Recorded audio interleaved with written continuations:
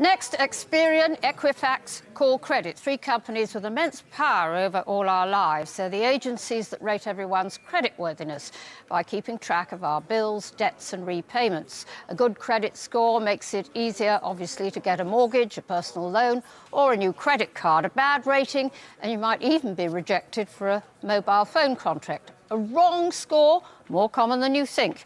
Louise Hulland, who's had her own problems with credit agencies, reports.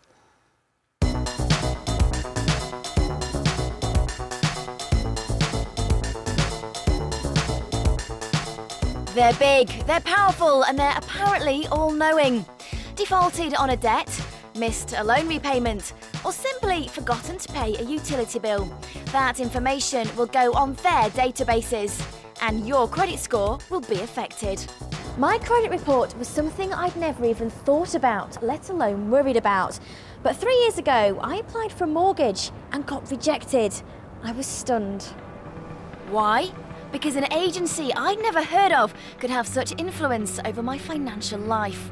The insecure nature of freelance pay meant my credit rating was affected, and as I changed addresses often, I was also considered a credit risk, even though I'd never missed a rental payment.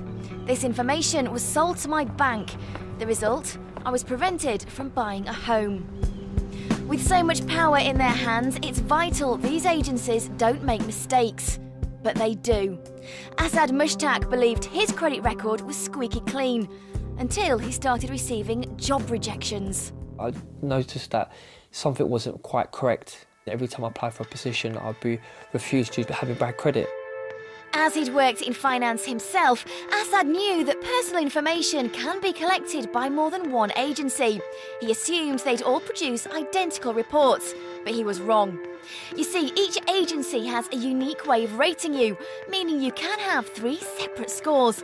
There were no problems with his Equifax or Call Credit reports, but Experian's credit report was very different. I was shocked to find on my Experian report that I had a CCJ, which is a county court judgment, which was settled and should not have been on there. Also, a HSBC default student account. Noticing these 2 items made me very upset because they shouldn't have been in the first place. This wrong information had been left on Asad's report for at least 2 years. Now it's been corrected, his credit rating's gone from fair to excellent. But why didn't they act earlier? The impact has been very stressful for myself. I lost my father 2 years ago, so my mother relies upon me financially.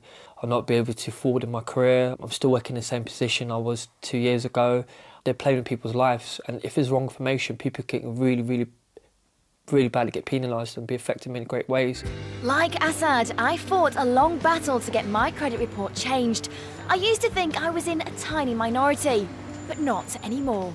We had recently surveyed our members. 1 in 8 said that they'd found errors on their credit file at some stage in the past. And of course, that's a really difficult situation to extract yourself from, but really important to ensure that you get that sorted so that lenders are making the right decision.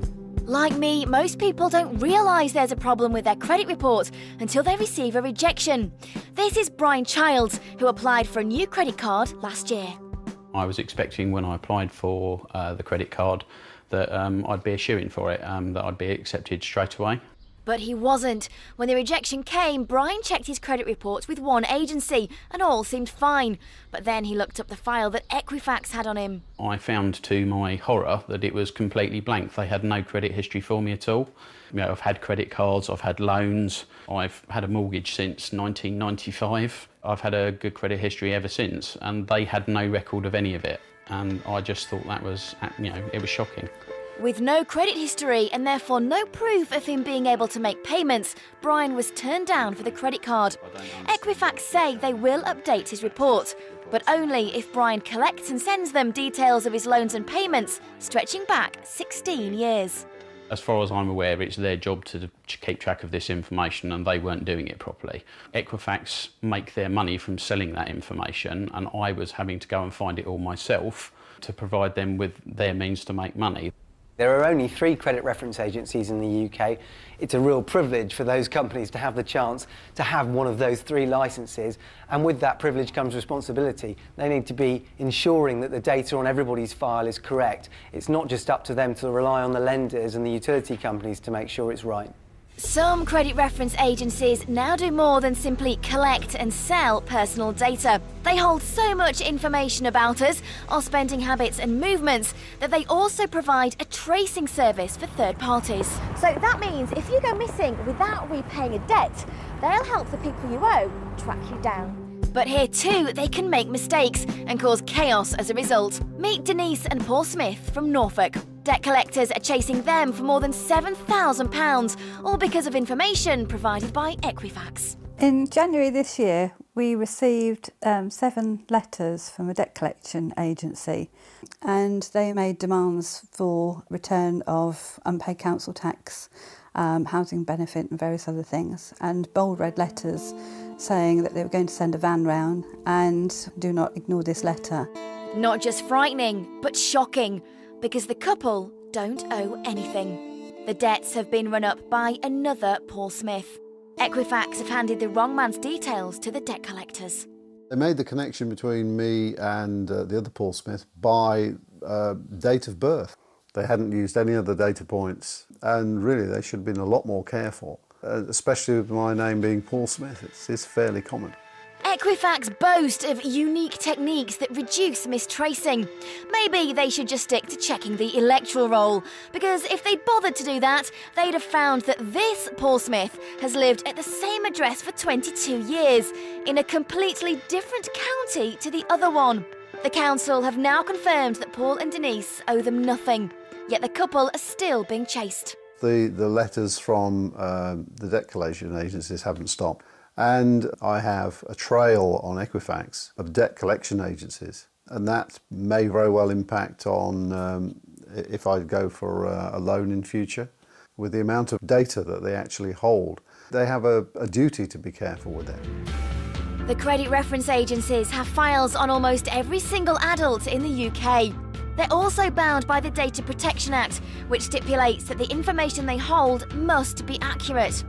They may be powerful, but the law applies to them as much as it does to the rest of us. Experian have since apologised to Asad Mushtaq for failing to update his credit report and say they're discussing with him how to put things right. They blame an administrative error and say such cases are exceptionally rare. Equifax apologise and say they intend to contact Brian Charles to ensure the information is now accurate and up to date. As for Paul and Denise Smith, Equifax says the debt collectors should validate the information given to them, and they will ensure the erroneous search records are deleted and